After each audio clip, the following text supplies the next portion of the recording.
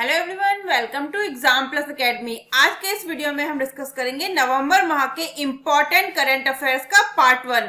आज के इस वीडियो में हम पार्ट 1 डिस्कस करेंगे। जल्द ही मैं आपके लिए इसका पार्ट 2 और पार्ट 3 भी लेके आऊंगी।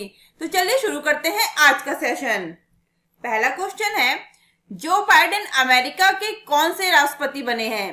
तो जो बाइडेन अमेरिका के 46वें राष्ट्रपति बने हैं। सही आंसर हो जाएगा ऑप्शन सी 46 यानी 46वें।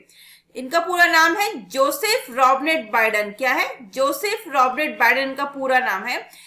राष्ट्रपति डोनाल्ड ट्रंप को हराकर ये अमेरिका के 46वें राष्ट्रपति बन गए हैं। इसके साथ ही जो बाइडेन अमेरिकी इतिहास के सबसे ज्यादा उम्र के राष्ट्रपति भी बने हैं। याद रखिएगा, जो बाइडेन 46वें राष्ट्रपति बने हैं और सबसे ज्यादा उम्र के राष्ट्रपति बने हैं अमेरिका के, और इसके साथ ही जो बाइडेन सबसे ज्यादा वोट से जीत हासिल करने वाले राष्ट्रपति भी बने हैं अमेरिका के। 3 रिकॉर्ड इन्होंने इस बार बनाए हैं। इसके अलावा बाइडेन ने इलेक्टोरल कॉलेज में कुल 290 वोट हासिल किए हैं, जबकि व्हाइट हाउस पहुंचने के लिए केवल 270 वोटों की जरूरत होती है। कैलिफोर्निया से सीनेटर बाइडेन के साथ ही कमला हैरिस उपराष्ट्रपति बनने वाली पहली अश्वेत और भारतीय मूल अमेरिकी महिला बन गई हैं। तो कौन बनी है पहली महिला उपराष्ट्रपति? वो बनी है कमला हैरिस। चलते हैं नेक्स्ट क्वेश्चन पे। सभी 4 पहिया वाहनों के लिए फास्टैग कब से अनिवार्य किया जाएगा? तो सभी 4 पहिया वाहनों के लिए 1 जनवरी 2021 से फास्टैग अनिवार्य किया जाएगा। सही आंसर हो जाएगा ऑप्शन ए। सड़क परिवहन और राजमार्ग मंत्रालय ने एक अधिसूचना जारी की है कि 1 जनवरी 2021 से पुराने वाहनों सहित सभी 4 पहिया वाहनों के लिए फास्टैग अनिवार्य हो जाएगा। इसके लिए सरकार ने फॉर्म 51 में संशोधन किया है, जिसमें फास्टैग आईडी का विवरण कैप्चर किया जाएगा। यह 1 अप्रैल 2021 से लागू होगा। सरकार ने 1 दिसंबर 2017 से पहले बेचे जाने वाले सभी 4 पहिया वाहनों के पंजीकरण के लिए फास्टैग को अनिवार्य बनाने के लिए केंद्रीय मोटर वाहन नियम 1989 में संशोधन किया है। तो याद रखिएगा, सभी 4 पहिया वाहनों के लिए फास्टैग अनिवार्य हो जाएगा 1 जनवरी 2021 से। और वर्तमान में हमारे सड़क परिवहन और राजमार्ग मंत्री हैं नितिन जयराम गडकरी। नेक्स्ट क्वेश्चन है, T20 क्रिकेट में 1000 छक्के लगाने वाले पहले खिलाड़ी कौन बने हैं? तो T20 क्रिकेट में 1000 छक्के लगाने वाले पहले खिलाड़ी बन गए हैं क्रिस गेल। सही आंसर हो जाएगा option C Chris Gayle. West Indies के बल्लेबाज क्रिस गेल ने T20 क्रिकेट में 1000 छक्के लगाने का रिकॉर्ड अपने नाम कर लिया है।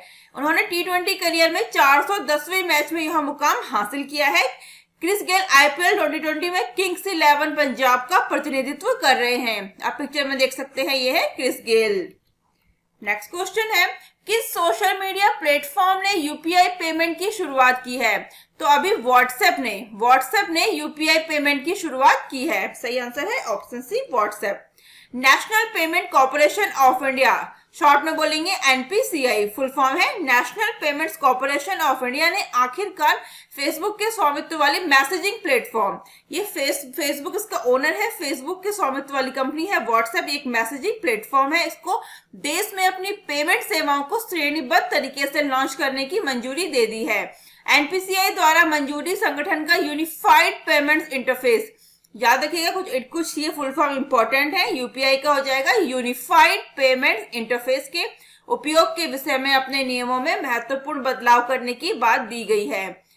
यह मंजूरी व्हाट्सएप या उसके प्रतिद्वंदियों जैसे गूगल पे और वॉलमार्ट के फोन पे जैसे एकल तीसरे पक्ष पर एक सीमा रखता है, जहां ये केवल एक समग्र यूपीआई लेन देन संस्करणों का 30% संभाल रहे हैं। अगर एनपीसीआई की बात करें तो national Payment Corporation of India के एमडी और सीईओ हैं दिलीप असबे। उसका हेडक्वार्टर है मुंबई महाराष्ट्र में। स्थापना हुई थी सन 2008 में। नेक्स्ट क्वेश्चन है, पहले जेम्स बॉन्ड अभिनेता का निधन हो गया, उनका क्या नाम है? तो पहले जो जेम्स बॉन्ड थे, याद रखिएगा पहले जेम्स बॉन्ड की बात हो रही है, क्योंकि जेम्स बॉन्ड एक सीरीज है, उसमें जो पहले जेम्स बॉन्ड अभिनेता थे उनका नाम था सीन कॉनरी। क्या था? Sean Connery. उनका अभी हाल ही में निधन हो गया है। इस पिक्चर में आप देख सकते हैं, ये है पहले जेम्स बॉन्ड, ये थे सीन कॉनरी। सर थॉमस सिन कॉन्ड्रे एक स्कॉटिश अभिनेता और निर्माता थे। उन्होंने 31 अक्टूबर 2020 को उनका निधन हो गया। वे जेम्स बॉन्ड फिल्म में जेम्स बॉन्ड के कैरेक्टर को प्ले करने वाले पहले अभिनेता थे। ये पहले अभिनेता थे जेम्स बॉन्ड की जो सीरीज है पूरी जेम्स बॉन्ड फिल्म की, उसमें जेम्स बॉन्ड का कैरेक्टर प्ले करने वाले एक्टर। इनका नाम है सिन कॉन्ड्रे। नेक्स्ट क्वेश्चन पे चलते हैं।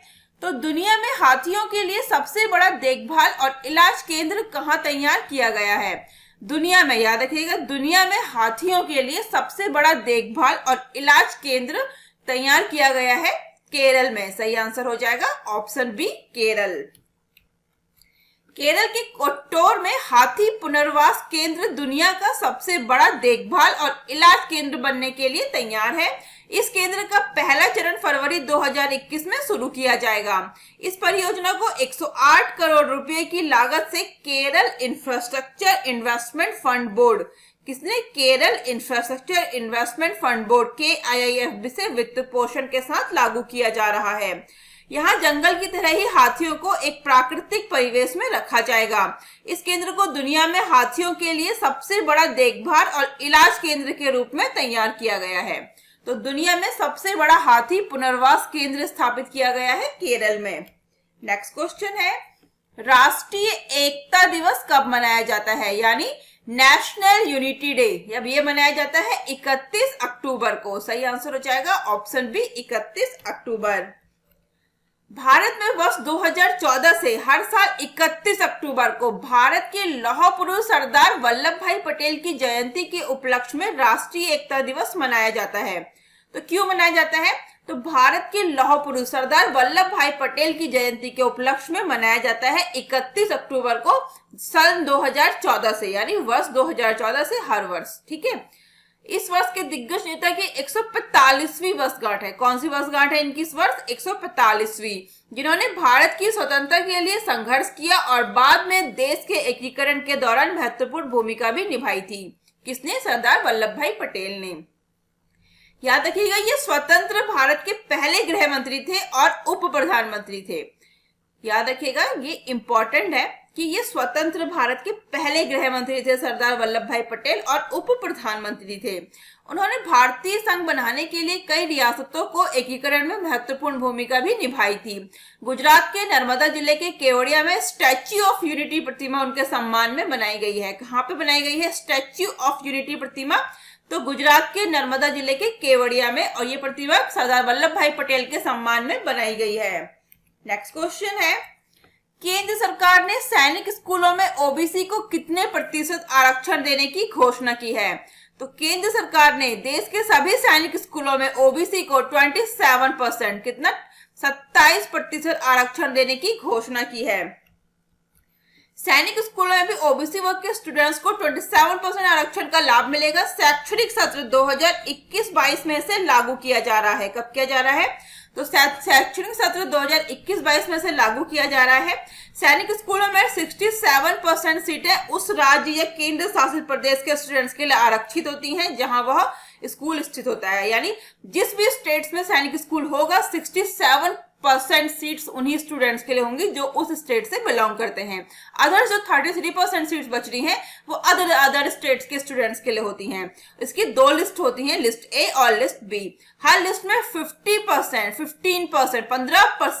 सीटें अनुसूचित जाति के लिए, 7.5% अनुसूचित जनजाति के लिए और 27% सीटें ओबीसी नॉन क्रीमी लेयर के लिए आरक्षित रहेंगी। और इसके जो अभी वर्तमान में हमारे रक्षा सचिव हैं वो है अजय कुमार। याद रखिएगा, इसी वर्ष से शैक्षणिक सत्र 2021-22 से लड़कियों के लिए भी एडमिशन इसमें ओपन किए गए हैं। अभी तक सैनिक स्कूल में गर्ल्स के लिए एडमिशन ओपन नहीं थे, लेकिन शैक्षणिक सत्र 2021-22 में गर्ल्स भी इसमें एडमिशन ले सकती हैं सैनिक स्कूल में। नेक्स्ट क्वेश्चन है, आरबीआई ने किस बैंक पर नियमों का उल्लंघन करने का जुर्माना लगाया है? तो सही आंसर हो जाएगा ऑप्शन सी, डीएसबी बैंक पर। डीएसबी बैंक पर आरबीआई ने नियमों का उल्लंघन करने का जुर्माना लगाया है, रिजर्व बैंक ऑफ इंडिया ने। भारतीय रिजर्व बैंक ने डीसीबी बैंक और जियो पेमेंट्स बैंक पर विभिन्न नियमों के उल्लंघन के लिए मौद्रिक जुर्माना लगाया है। केंद्रीय बैंक ने म्यूचुअल फंड, बीमा आदि के विपणन वितरण पर कुछ प्रावधानों का पालन नहीं करने पर डीसीबी बैंक पर 22 लाख रुपए का जुर्माना लगाया है। यह जुर्माना आरबीआई द्वारा धारा 47A बैंकिंग विनियमन अधिनियम 1949, याद रखिएगा बैंकिंग विनियमन अधिनियम 1949 की धारा 46 के प्रावधानों के तहत निःशक्तियों का प्रयोग करके लगाया गया है। तो याद रखिएगा रिजर्व बैंक ऑफ इंडिया ने नियमों का उल्लंघन करने का जुर्माना लगाया है डीसीबी बैंक और जियो पेमेंट्स बैंक पर। आरबीआई के गवर्नर है शक्तिकांत दास। शक्तिकांत दास 25वें गवर्नर है रिजर्व बैंक ऑफ इंडिया के। इसके अलावा डेप्यूटी गवर्नर यानी उप गवर्नर कौन कौन से हैं आरबीआई के, वो है बीपी कानूनगो, एमके जैन, एमडी पात्रा और राजेश्वर राव। ये 4 डेप्यूटी गवर्नर हैं आरबीआई के और गवर्नर है शक्तिकांत दास और आरबीआई का हेडक्वार्टर है मुंबई महाराष्ट्र में। नेक्स्ट क्वेश्चन है मध्य प्रदेश, कर्नाटक, केरल, पंजाब, हरियाणा और छत्तीसगढ़ का स्थापना दिवस कब मनाया जाता है। तो ये इंपॉर्टेंट है, याद रखिएगा कि इतने स्टेट्स हैं जिनका स्थापना दिवस 1 नवंबर को मनाया जाता है। याद रखिएगा 1 नवंबर को मनाया जाता है इन सारे स्टेट्स का स्थापना दिवस। कब? 1 नवंबर को। इसके इन सभी का गठन 1 नवंबर को हुआ था। आप वीडियो को पॉज करके या फिर हमारा पीडीएफ डाउनलोड करके देख सकते हैं। मैंने मेंशन किया है स्टेट की स्थापना के बारे में कि कब कब स्टेट का स्थापना दिवस मनाया जाता है। जैसे मध्य प्रदेश की स्थापना हुई थी 1 नवंबर 1956 में मध्य प्रदेश की स्थापना हुई थी। यह पहले मध्य भारत कहकर इसे संबोधित किया जाता था, बाद में इसका मध्य प्रदेश के नाम से इसकी स्थापना की गई थी। और मध्य प्रदेश के पहले मुख्यमंत्री बने थे पंडित रविशंकर शुक्ल और इसके जो पहले गवर्नर बने थे वो बने थे पंडित पट्टाभी सीतारामैया। और हरियाणा की बात करें तो हरियाणा का गठन हुआ था 1 नवंबर 1966 में और केरल का हुआ था 1 नवंबर 1956 में। आप लोग वीडियो को अच्छे से पॉज करके या फिर हमारा पीडीएफ डाउनलोड करके कंटेंट को अच्छे से पढ़ लीजिएगा। मैंने इसमें शॉर्ट पर डिस्क्रिप्शन दिया है का सभी स्टेट्स के बारे में। और छत्तीसगढ़ की बात करें, छत्तीसगढ़ का 1 नवंबर 2000 को छत्तीसगढ़ की स्थापना हुई थी। ये इसलिए इंपॉर्टेंट है कि इन सभी स्टेट में सबसे नया जो स्टेट बना है वो बना है छत्तीसगढ़। कौन सा बना है? छत्तीसगढ़, क्योंकि इसकी स्थापना याद देखिए 1 नवंबर 2000 को हुई है। और 2000 को ही 3 नए स्टेट बने थे। छत्तीसगढ़ के अलावा 2 और कौन से स्टेट थे? एक था झारखंड, दूसरा था उत्तराखंड। तो झारखंड और उत्तराखंड का भी गठन हुआ था नवंबर में ही, लेकिन डेट्स अलग हैं। झारखंड का गठन हुआ था 15 नवंबर 2000 को और उत्तराखंड का हुआ था 9 नवंबर 2000 को। 3 नए स्टेट बने थे सन 2000 में। कौन कौन से? छत्तीसगढ़, झारखंड और उत्तराखंड। और किस किस से अलग होकर बने थे? तो छत्तीसगढ़ मध्य प्रदेश से अलग होकर एक नया स्टेट बना था और उत्तराखंड उत्तर प्रदेश से अलग होकर नया स्टेट बना था और झारखंड बिहार से अलग होकर एक नया स्टेट बना था। आप लोग वीडियो को पॉज करके या फिर पीडीएफ डाउनलोड करके देख सकते हैं, पूरा कंटेंट पढ़ सकते हैं। कर्नाटक की बात करें तो कर्नाटक का गठन भी 1 नवंबर 1956 को हुआ था। इसके अलावा तमिलनाडु, आंध्र प्रदेश, पंजाब का स्थापना दिवस भी 1 नवंबर को मनाया जाता है। ये काफी इंपॉर्टेंट है, इसलिए मैंने आपको ये पूरा कंटेंट के साथ प्रोवाइड कराया है। आप लोग जब भी पीडीएफ डाउनलोड करेंगे उसमें आपको पूरा कंटेंट मिल जाएगा। आप लोग अच्छे से पढ़ लीजिएगा। सभी जो स्टेट्स हैं उनके स्थापना दिवस हैं और इन स्टेट्स के अलावा कौन कौन से हैं? तमिलनाडु, आंध्र प्रदेश और पंजाब का स्थापना दिवस भी 1 नवंबर को ही मनाया जाता है। चलिए नेक्स्ट क्वेश्चन पे। पेरिस जलवायु समझौते से आधिकारिक रूप से कौन सा देश बाहर हुआ है? तो पेरिस जलवायु समझौते से अभी अमेरिका ही आधिकारिक रूप से बाहर हो गया है। सही आंसर हो जाएगा ऑप्शन बी, अमेरिका। संयुक्त राज्य अमेरिका ने 4 नवंबर 2020 को आधिकारिक रूप से पेरिस जलवायु समझौते से बाहर हो गया है। इसके साथ ही अमेरिका 2015 में इसमें शामिल होने के बाद औपचारिक रूप से इस समझौते से बाहर निकलने वाला एकमात्र देश बन गया है। पृथ्वी को जलवायु संकट से बिगड़ते प्रभावों से बचाने के लिए 2015 में ऐतिहासिक पेरिस जलवायु समझौते पर हस्ताक्षर किए गए थे। याद रखिएगा पेरिस जलवायु समझौता क्या है? तो पृथ्वी को जो जलवायु संकट से बिगड़ते प्रभावों से बचाने के लिए 2015 में ऐतिहासिक पेरिस जलवायु समझौते पर हस्ताक्षर किए गए थे। इस समझौते के नियमों के अनुसार जो कोई भी देश संयुक्त राष्ट्र को यानी यूनाइटेड नेशन को अपने हटने के फैसले के बारे में अधिसूचित करने के एक पूरे वर्ष से पहले आधिकारिक तौर पर इससे बाहर नहीं निकल सकता। यानी जो भी देश इस समझौते से बाहर होना चाहता है उसे पूरा एक साल पहले ही इन्फॉर्म करना पड़ेगा। किसको? संयुक्त राष्ट्र या फिर यूनाइटेड नेशन, जिसको इंग्लिश में बोलेंगे यूनाइटेड नेशन, संयुक्त राष्ट्र को 1 साल पहले इन्फॉर्म करना पड़ेगा। उसके 1 साल बाद ही आप इससे पूरी तरह से बाहर हो सकते हैं। इसी तरह संयुक्त राज्य अमेरिका यानी अमेरिका ने 4 नवंबर 2019 को अपने हटने की सूचना संयुक्त राष्ट्र को दे दी थी। तो 4 नवंबर 2019 को अमेरिका ने अपने हटने की सूचना दे दी थी और 4 नवंबर 2020 को अमेरिका इस समझौते से बाहर हो चुका है। UNFCCC के कार्य सचिव कौन है? तो ये है पैट्रिसिया एस्पिनोसा और इसका हेडक्वार्टर है बॉन, जर्मनी में। नेक्स्ट क्वेश्चन है, सरदार वल्लभ भाई पटेल प्राणी उद्यान का उद्घाटन किसके द्वारा किया गया है? तो इसका उद्घाटन किया गया है प्रधानमंत्री नरेंद्र मोदी के द्वारा। सही आंसर हो जाएगा ऑप्शन बी, नरेंद्र मोदी। प्रधानमंत्री नरेंद्र मोदी ने केवड़िया में सरदार वल्लभ भाई पटेल प्राणी उद्यान का उद्घाटन किया है। यह क्षेत्र में पर्यटन को बढ़ावा देने के लिए स्टैच्यू ऑफ यूनिटी के पास स्थापित किया गया है। यह स्थान केवड़िया गुजरात के नर्मदा जिले में स्थित है। उन्होंने केवड़िया में एकीकृत विकास योजनाओं के अंतर्गत 17 परियोजनाएं राष्ट्र को समर्पित की और 4 नई परियोजनाओं की आधारशिला रखी है। उन्होंने इस अवसर पर स्टैच्यू ऑफ यूनिटी के लिए एकता क्रूज सेवा को भी झंडी दिखाकर रवाना किया है। नेक्स्ट क्वेश्चन है, भारत की पहली सौर आधारित जल आपूर्ति परियोजना का शुभारंभ किस राज्य में किया गया है? तो इसका शुभारंभ किया गया है अरुणाचल में। सही आंसर हो जाएगा ऑप्शन डी, अरुणाचल प्रदेश। केंद्रीय जल शक्ति मंत्री श्री गजेंद्र सिंह शेखावत ने अरुणाचल प्रदेश में भारत की पहली सौर आधारित एकीकृत बहुग्राम जल आपूर्ति परियोजना का शुभारंभ किया है। सौर आधारित लिफ्ट जलापूर्ति परियोजना देश में अपनी तरह की पहली परियोजना है, जिसे 28.50 करोड़ रुपए की लागत से शुरू किया गया है। हालांकि इस तरह की परियोजना देश के अन्य हिस्सों में भी शुरू की गई हैं। अरुणाचल प्रदेश के मुख्यमंत्री है पेमा खांडू और राज्यपाल है बीडी मिश्रा।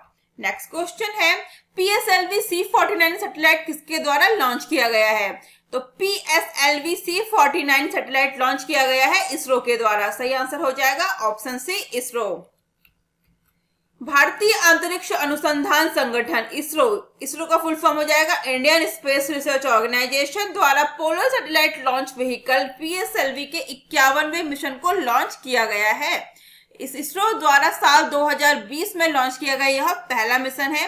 प्रक्षेपण यान PSLV C49 के साथ प्रमुख रूप से 10 उपग्रहों को लॉन्च करेगा। इसरो के अध्यक्ष हैं KS सिवान और हेडक्वार्टर है बेंगलुरु, कर्नाटक में। नेक्स्ट क्वेश्चन है, भारतीय मानक ब्यूरो BIS को किस मंत्रालय में शामिल किया गया है? तो भारतीय मानक ब्यूरो, इसको इंग्लिश में बोलेंगे bureau of Indian standard, short में BIS को शामिल किया गया है वाणिज्य और उद्योग मंत्रालय में, यानी ministry of commerce and industry जो है इसमें शामिल किया गया है। किसको? BIS को। सरकार वाणिज्य और उद्योग मंत्रालय के तहत भारतीय मानक ब्यूरो यानी ब्यूरो ऑफ इंडियन स्टैंडर्ड्स लाने के लिए काम कर रही है। वर्तमान में BIS उपयोगकर्ता मामलों उपभोक्ता मामलों की श्रेणी में खाद्य और लोक प्रशासन मंत्रालय के अंतर्गत आता है। BIS की बात करें तो यह एक कानूनी निकाय है जिसका गठन 1986 में किया गया था। इससे पहले राष्ट्रीय मानवाधिकार संस्थान ISI के रूप में जाना जाता था। किसको? BIS को, bureau of Indian standard. Hindi में बात करें तो भारतीय मानक ब्यूरो। इसके महानिदेशक हैं प्रमोद कुमार तिवारी, हेडक्वार्टर है नई दिल्ली और वर्तमान में वाणिज्य और उद्योग मंत्री हैं पीयूष गोयल। नेक्स्ट क्वेश्चन है, भारतीय थल सेना अध्यक्ष मनोज मुकुंद नरवणे को किस देश का honorary general of the army का टाइटल दिया गया है? तो भारतीय थल सेना अध्यक्ष, उनका नाम है मनोज मुकुंद नरवणे, उनको नेपाल का अभी honorary general of the army का टाइटल दिया गया है।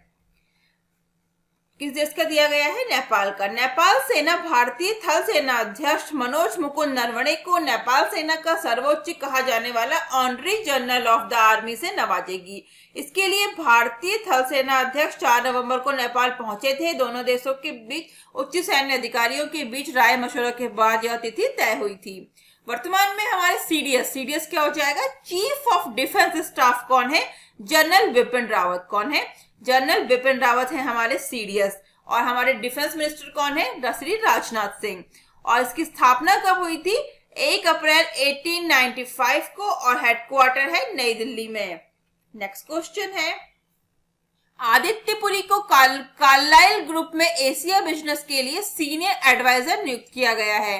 वे किस बैंक के पूर्व एमडी रह चुके हैं? तो आदित्य बिरला को कार्लाइल ग्रुप में एशिया बिजनेस के लिए सीनियर एडवाइजर नियुक्त किया गया है। वे एचडीएफसी बैंक के एचडीएफसी बैंक के पूर्व एमडी रह चुके हैं आदित्य पुरी।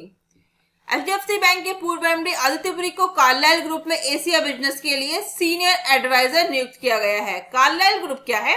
तो Carlisle group is an American multinational private equity alternative asset management and financial service corporation. क्या है कार्लाइल ग्रुप? एक American multinational private equity alternative assistant management and financial service corporation है और इसके लिए अभी एशिया के बिजनेस के लिए सीनियर एडवाइजर नियुक्त किया गया है एचडीएफसी बैंक के पूर्व एमडी श्री आदित्य पुरी को।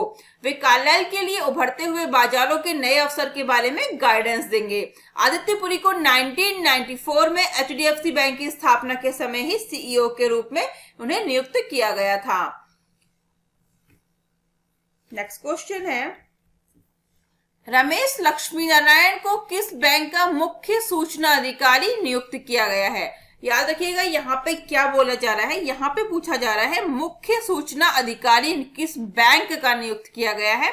रमेश लक्ष्मी नारायण को। इंग्लिश में बोले तो चीफ इंफॉर्मेशन ऑफिसर ये किस बैंक के नियुक्त हुए हैं? रमेश लक्ष्मी नारायण। सही आंसर हो जाएगा ऑप्शन सी, एचडीएफसी बैंक के ये चीफ इंफॉर्मेशन ऑफिसर या फिर मुख्य सूचना अधिकारी नियुक्त हुए हैं। एचडीएफसी बैंक ने रमेश लक्ष्मी नारायण को अपने अगले चीफ इंफॉर्मेशन ऑफिसर सीआईओ के तौर पर नियुक्त किया है। उनकी नियुक्ति पूर्व सीआईओ मुनीश मित्तल के इस्तीफे के बाद हुई है। इस पिक्चर में आप देख सकते हैं ये है CIO chief information officer of the bank HDFC, नाम है रमेश लक्ष्मी नारायण। और एचडीएफसी बैंक के अभी सीईओ कौन है? शशिधर जगदीशन और इसका हेडक्वार्टर है मुंबई महाराष्ट्र में। स्थापना हुई थी अगस्त 1994 में।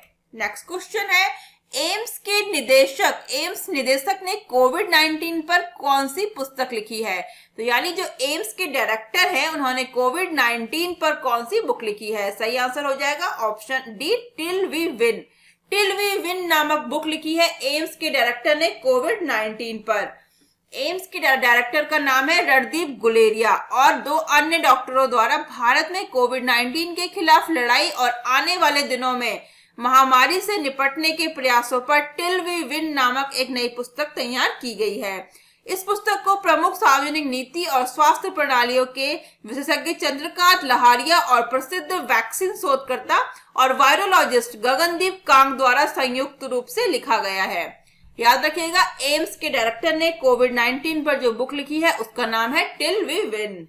नेक्स्ट क्वेश्चन है, भारत की पहली सौर ऊर्जा से चलने वाली ट्रेन का उद्घाटन कहाँ किया गया है? भारत की पहली सौर ऊर्जा से चलने वाली ट्रेन का उद्घाटन किया गया है केरल में। सही आंसर हो जाएगा ऑप्शन सी, केरल।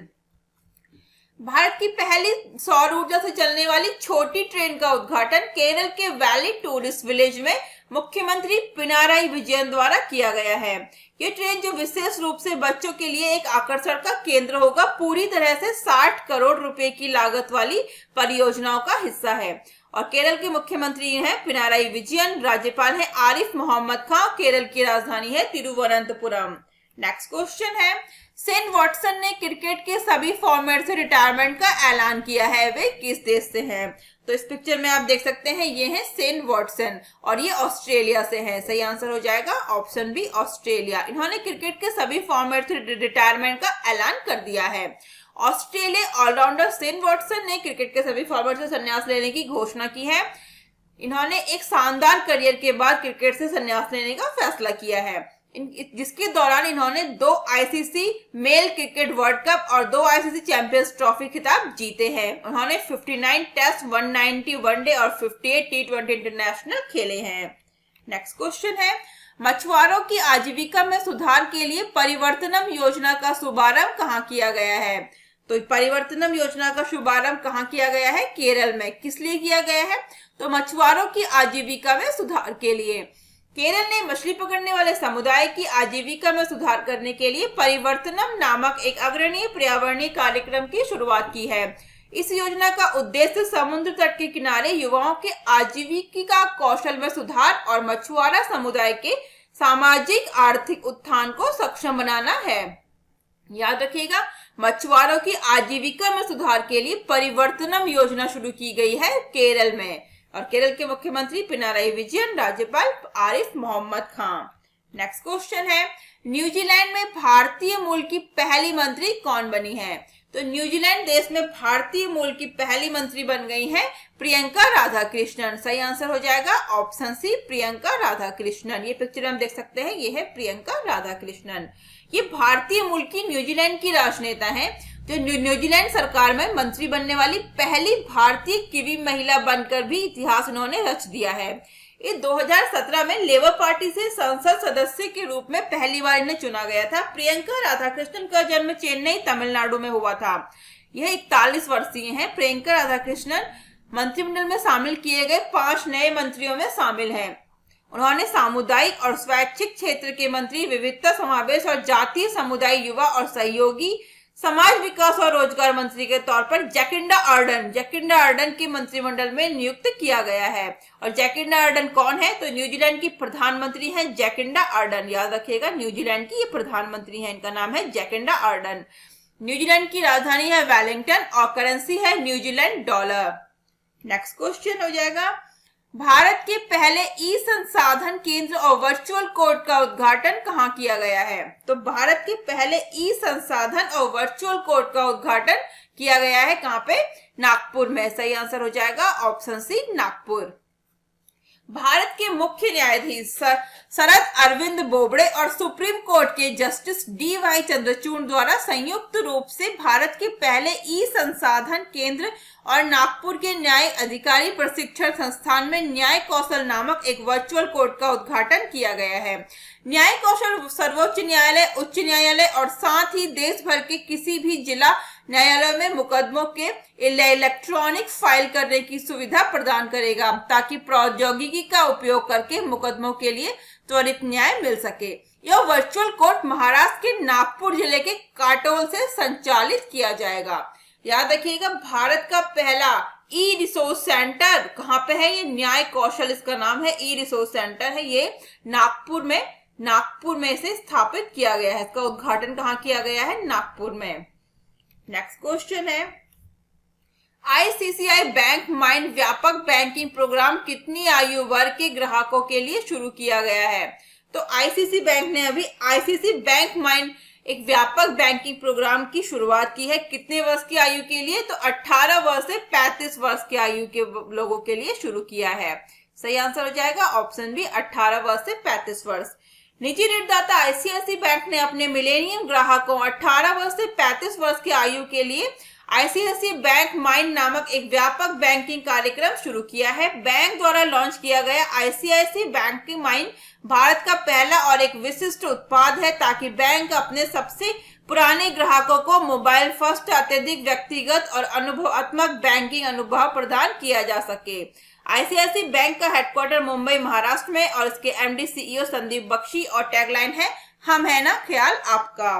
नेक्स्ट क्वेश्चन है, मुंबई लिटफेस्ट 2020 एक पोएट लॉरेट सम्मान किसे देने की घोषणा की गई है?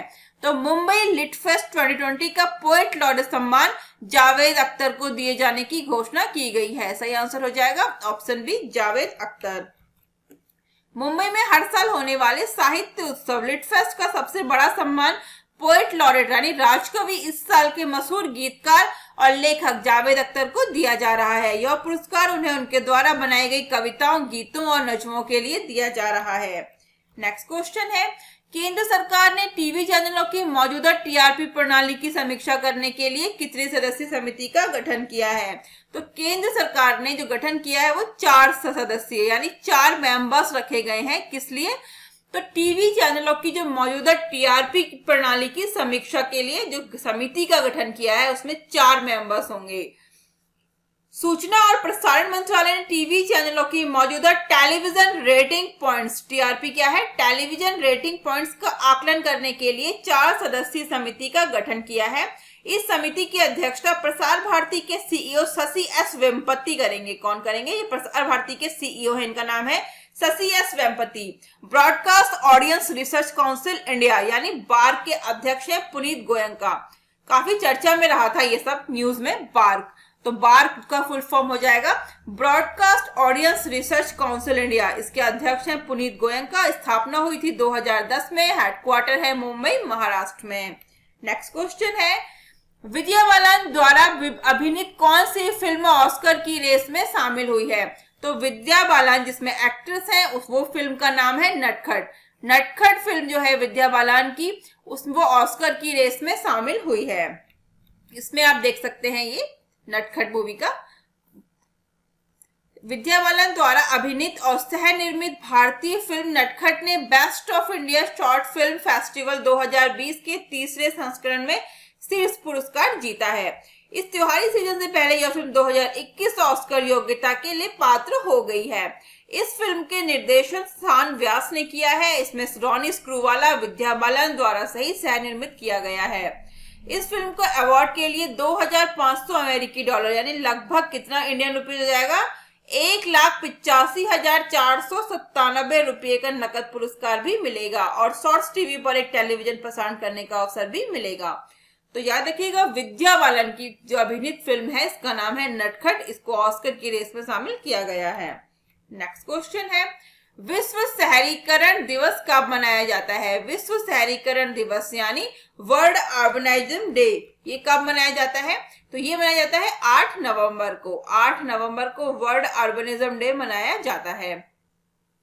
विश्व शहरीकरण दिवस यानी world town planning day, world town planning day के रूप में भी इसे मनाया जाता है। 8 नवंबर को विश्व स्तर पर मनाया जाता है जो कि जीवन समुदायों को बनाने में योजना की भूमिका को पहचानने और बढ़ावा देने के लिए है। WUD का आयोजन international society of city and regional planners यानी ISOCARP द्वारा किया जाता है।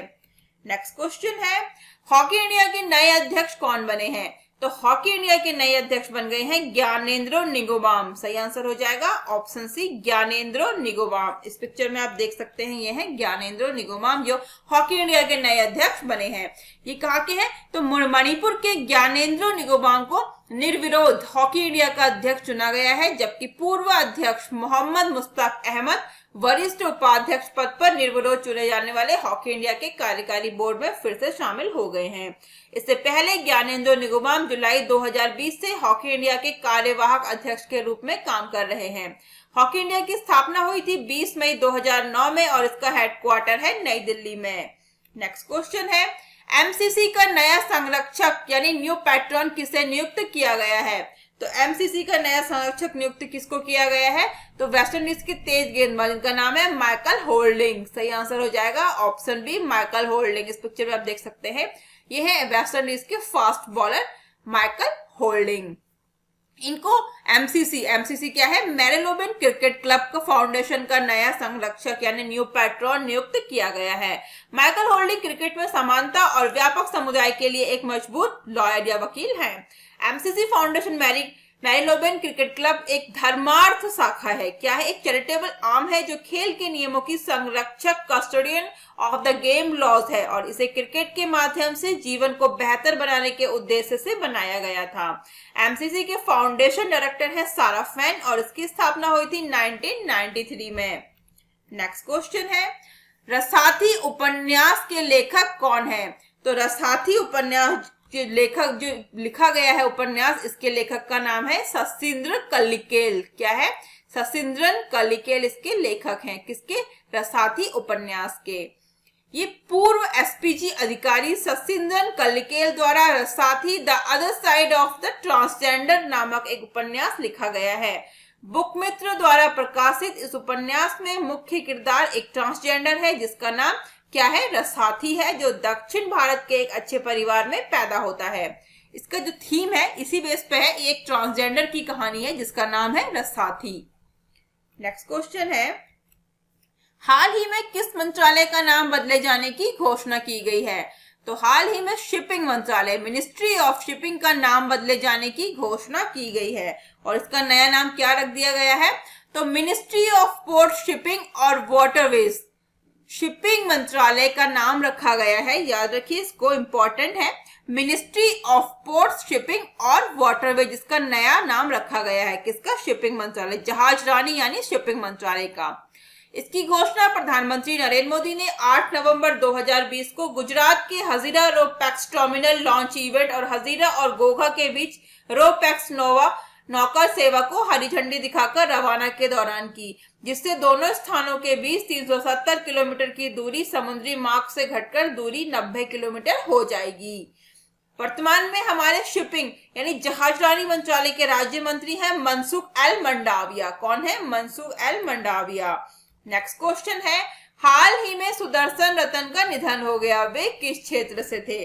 तो इस पिक्चर में आप देख सकते हैं ये है सुदर्शन रतन। ये बॉलीवुड के फेमस निर्माता थे, फिल्म निर्माता। सही आंसर हो जाएगा ऑप्शन सी, प्रोड्यूसर यानी फिल्म निर्माता। बॉलीवुड फिल्म निर्माता सुदर्शन रतन का कोविड-19 के कारण निधन हो गया। उन्होंने माधुरी दीक्षित और शेखर सुमन द्वारा अभिनीत 1986 की फिल्म मानव हत्या के लिए जाना जाता था। इस पिक्चर में आप देख सकते हैं ये है फिल्म प्रोड्यूसर सुदर्शन रतन। नेक्स्ट क्वेश्चन है, अंतरराष्ट्रीय रेडियोलॉजी दिवस कब मनाया जाता है? इंटरनेशनल रेडियोलॉजी डे मनाया जाता है 8 नवंबर को। सही आंसर हो जाएगा ऑप्शन सी, 8 नवंबर। हर साल 8 नवंबर को विश्व स्तर पर इंटरनेशनल डे ऑफ रेडियोलॉजी यानी अंतरराष्ट्रीय रेडियोलॉजी दिवस मनाया जाता है। यह दिन के उस मूल्य के बारे में जागरूकता को बढ़ावा देने के लिए मनाया जाता है जो सुरक्षित रोगी देखभाल में योगदान देता है और स्वास्थ्य देखभाल की निरंतरता में महत्वपूर्ण भूमिका रेडियोलॉजिस्ट और रेडियोग्राफर की सार्वजनिक समझ में निरंतर सुधार भी करता है। और अंतरराष्ट्रीय रेडियोलॉजी दिवस 2020 का थीम क्या है? तो उसका थीम है, याद रखिए, radiologist and radiographer supporting patients during कोविड-19। नेक्स्ट क्वेश्चन है, Indo Israel centre of excellence की आधारशिला किस राज्य में रखी गई है? तो सही आंसर हो जाएगा ऑप्शन सी, असम में रखी गई है Indo Israel centre of excellence की आधारशिला। असम के मुख्यमंत्री सर्बानंद सोनोवाल ने गुवाहाटी के बाहरी इलाके खेतरी में सब्जियों के संरक्षण के लिए Indo Israel centre of excellence की आधारशिला रखी है। Indo Israel centre of excellence for vegetables protected cultivation 10.33 crore रुपए के निवेश से स्थापित किया जाना है। असम के मुख्यमंत्री सर्बानंद सोनोवाल है, राज्यपाल है प्रोफेसर जगदीश मुखी और असम की राजधानी है दिसपुर। और असम का याद रखिए सबसे जो फेमस नेशनल पार्क है वो है काजीरंगा नेशनल पार्क और वो एक सींग वाले गैंडे के लिए फेमस है। असम का लोक नृत्य है बिहू नृत्य, बकरुम्बा, भोराल नृत्य, झुमरू नृत्य। नेक्स्ट क्वेश्चन है, 9 नवंबर को किस राज्य का स्थापना दिवस मनाया जाता है? तो जैसे मैंने बताया था पहले कि 9 नवंबर को उत्तराखंड राज्य का स्थापना दिवस मनाया जाता है। सही आंसर हो जाएगा ऑप्शन बी, उत्तराखंड। उत्तराखंड जिसका पूरा नाम था, पूर्व नाम क्या था इसका? उत्तरांचल। उत्तराखंड को पहले उत्तरांचल नाम से जाना जाता था। तो उत्तर भारत में स्थित एक राज्य है जिसका निर्माण 9 नवंबर 2000 को किया गया था और सन 2000 से 2006 तक यह उत्तरांचल के नाम से जाना जाता था। जनवरी 2007 में राज्य का आधिकारिक नाम बदलकर उत्तराखंड कर दिया गया था। तो याद रखिएगा पहले से उत्तराखंड के नाम से जाना जाता था। कब से कब तक? 2000 से 2006 तक। उत्तराखंड चिपको आंदोलन के जन्म स्थान के नाम से भी जाना जाता है। जो चिपको आंदोलन था जिसमें महिलाओं ने पेड़ों की रक्षा करने के लिए वो पेड़ों से चिपक गई थी, वो चिपको आंदोलन जो था उसके जन्म स्थान के नाम से जाना जाता है उत्तराखंड। और उत्तराखंड का उच्च न्यायालय यानी हाई कोर्ट कहाँ पे है? नैनीताल में। और उत्तराखंड की राजधानी है देहरादून। देहरादून और गैरसैंण। और गैरसैंण और देहरादून क्यों है? तो जो उत्तराखंड की ग्रीष्म यानी समर कैपिटल कहाँ पे है? गैरसैंण में। और विंटर कहाँ पे है? देहरादून में। वर्तमान में उत्तराखंड के मुख्यमंत्री त्रिवेंद्र रावत, राज्यपाल है बेबी रानी मौर्य। ठीक है, चलते हैं नेक्स्ट क्वेश्चन पे। हाल ही में खबरों में नजर आने वाले राजा कृष्णमूर्ति तीसरी बार किस देश की विधानपालिका के लिए दोबारा चुने गए हैं? सही आंसर हो जाएगा ऑप्शन सी, संयुक्त राज्य अमेरिका यूएसए की विधानपालिका के लिए दोबारा चुने गए हैं। कौन? राजा कृष्णमूर्ति। इनका पूरा नाम है सुब्रमण्यम राजा कृष्णमूर्ति को लगातार तीसरी बार अमेरिकी प्रतिनिधि सभा के लिए चुना गया है। राजा कृष्णमूर्ति ने कुल मतों का 70% से अधिक प्राप्त किया है। उनका परिवार तमिलनाडु में स्थित था। उन्हें पहली बार वर्ष 2016 में प्रतिनिधि सभा के लिए चुना गया था। इस पिक्चर में आप देख सकते हैं ये है राजा कृष्णमूर्ति। नेक्स्ट क्वेश्चन है, ओपीईसी इंडिया संवाद की 4वीं यानी चौथी बैठक की सह अध्यक्षता किसके द्वारा की गई है? तो ओपीईसी इंडिया संवाद की चौथी बैठक की अध्यक्षता की गई है केंद्रीय मंत्री धर्मेंद्र प्रधान के द्वारा। सही आंसर हो जाएगा ऑप्शन सी, धर्मेंद्र प्रधान। ओपीईसी भारत संवाद की चौथी उच्च स्तरीय बैठक की मेजबानी ओपेक सचिवालय द्वारा की गई है। इस बैठक की अध्यक्षता ओपीईसी बार बार आ रहा है, इसका फुल फॉर्म क्या हो जाएगा? ओपीईसी का फुल फॉर्म है Organization of the Petroleum Exporting Countries, OPEC short में बोलेंगे। इसके महासचिव मोहम्मद सानुसी बकिंडो और भारत के पेट्रोलियम और प्राकृतिक गैस मंत्री और इस्पात मंत्री श्री धर्मेंद्र प्रधान ने की है। और इसका हेडक्वार्टर कहाँ है ओपीईसी का? तो वियना ऑस्ट्रिया में इसका हेडक्वार्टर है। नेक्स्ट क्वेश्चन हो जाएगा मालाबार नौसेना अभ्यास के पहले चरण में कितने देश शामिल हैं? तो मालाबार नौसेना अभ्यास ये काफी इंपॉर्टेंट क्वेश्चन है, इसको याद रखिएगा। मालाबार नौसेना अभ्यास के पहले चरण में कितने देश शामिल हैं? 4 देश शामिल हैं। कौन कौन से 4 देश हैं वो जो इसमें शामिल है? भारत, अमेरिका, जापान और ऑस्ट्रेलिया। सही आंसर हो जाएगा option B 4। Bharat, America, Japan और ऑस्ट्रेलिया की नौसेनाओं के बीच बंगाल की खाड़ी में 4 दिनों तक चलने वाला मालाबार नौसैनिक अभ्यास का पहला चरण आरंभ हो गया है। इस अभ्यास का चरण 3 से 6 नवंबर तक आयोजित किया जाएगा, जबकि सेकंड इसका चरण होगा वो होगा 17 से 20 नवंबर तक अरब सागर में। याद रखिएगा पहला चरण बंगाल की खाड़ी में होगा, दूसरा चरण अरब सागर में होगा। और कब से कब तक होगा? दूसरा चरण जो होगा अरब सागर में वो 17 से 20 नवंबर तक होगा और पहला चरण 13 से 6 नवंबर तक।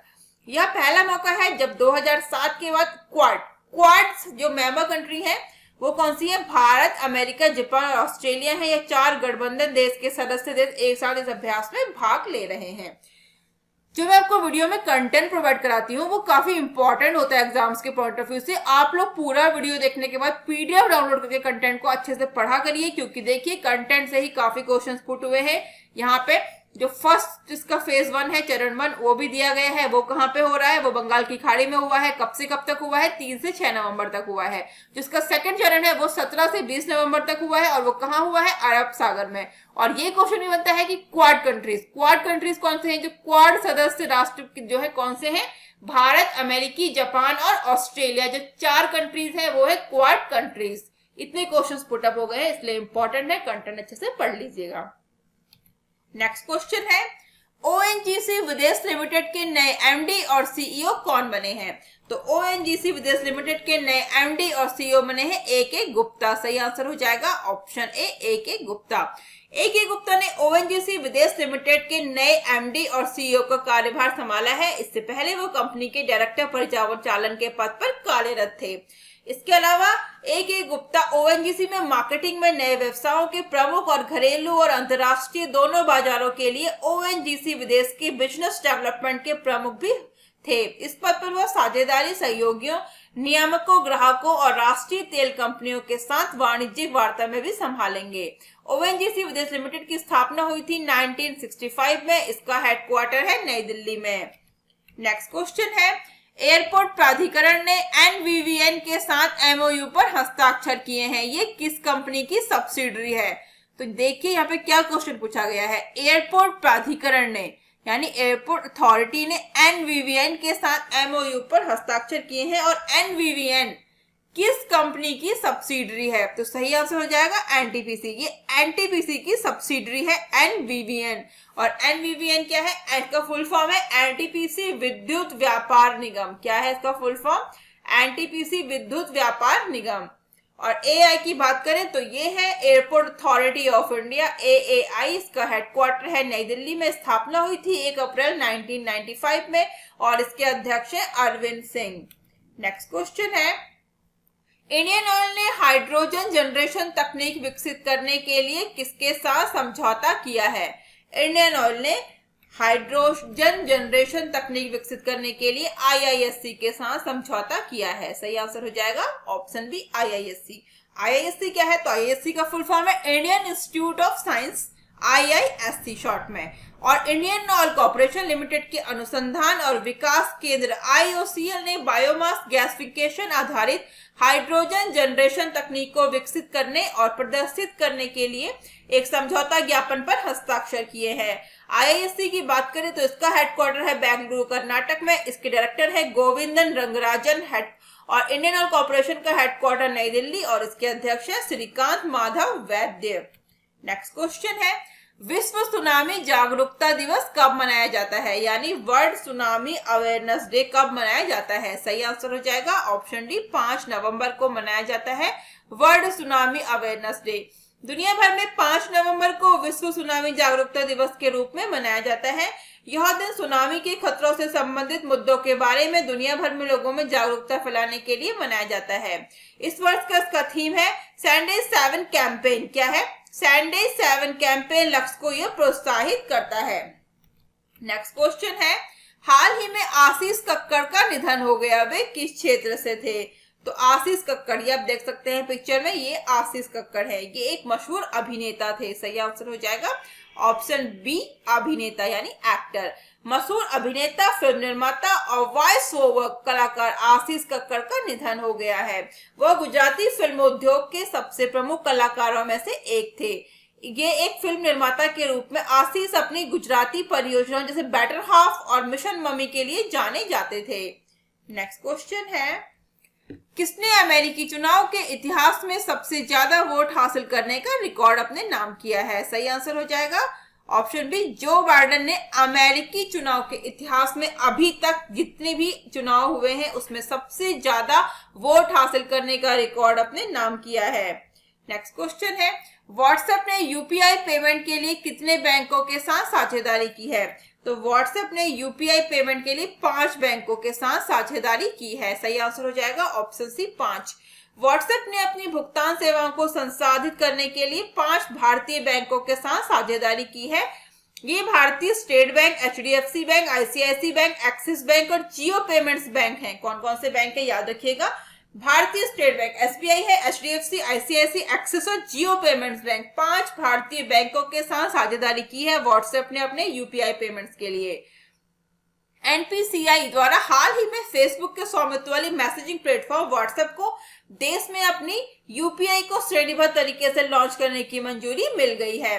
शुरुआत में व्हाट्सएप केवल अपने 20 मिलियन यूजर्स के लिए ही भुगतान सेवा कर सकता है। व्हाट्सएप ऐप के नवीनतम संस्करण में भुगतान प्रणाली को 10 भारतीय क्षेत्रीय भाषाओं में रोल आउट किया जाएगा। नेक्स्ट क्वेश्चन है, किस संस्थान के 51वें दीक्षांत समारोह में प्रधानमंत्री नरेंद्र मोदी शामिल होंगे? सही आंसर हो जाएगा option B, IIT Delhi. IIT Delhi के 51वें दीक्षांत समारोह में प्रधानमंत्री नरेंद्र मोदी शामिल हुए हैं। 7 नवंबर को दीक्षांत समारोह आयोजित किया गया था। इसमें शैक्षणिक सत्र 2019-20 से पास आउट होने वाले बीटेक, एमटेक और पीएचडी प्रोग्राम के छात्रों को डिग्री मिलेंगी। प्रधानमंत्री ने वीडियो कॉन्फ्रेंसिंग के माध्यम से समारोह में शामिल हुए थे। नेक्स्ट क्वेश्चन है, राष्ट्रीय कैंसर जागरूकता दिवस कब मनाया जाता है? तो राष्ट्रीय कैंसर जागरूकता दिवस मनाया जाता है हर साल, कब? 7 नवंबर को। सही आंसर हो जाएगा ऑप्शन सी, 7 नवंबर। भारत में प्रतिवर्ष 7 नवंबर को कैंसर के लक्षणों के और उपचार के बारे में जागरूकता फैलाने के लिए राष्ट्रीय कैंसर जागरूकता दिवस मनाया जाता है। WHO विश्व स्वास्थ्य संगठन के अनुसार वैश्विक स्तर पर कैंसर दूसरी सबसे घातक बीमारी है जिससे मौत का प्रमुख कारण बनती है। कौन सी? कैंसर। WHO के अनुसार तो यह सबसे सेकंड नंबर पर सबसे घातक बीमारी है कैंसर। 2018 की अगर बात करें तो 2018 में लगभग 18 मिलियन मामले विश्व स्तर पर कैंसर के थे, जिसमें अकेले हमारे देश भारत में 1.5 मिलियन, कितना? 1.5 मिलियन अकेले भारत में थे टोटल 18 मिलियन में से। 2018 में वैश्विक रूप से 9.5 मिलियन मौत के मामले में भारत में लगभग 0.8 मिलियन कैंसर से मौतें हुई थी। और विश्व कैंसर दिवस कब मनाया जाता है? 4 फरवरी को।